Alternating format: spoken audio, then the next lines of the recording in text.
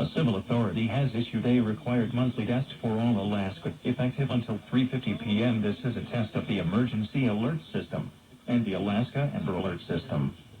In the event of an emergency or child abduction, the system would provide important information. This test is now concluded.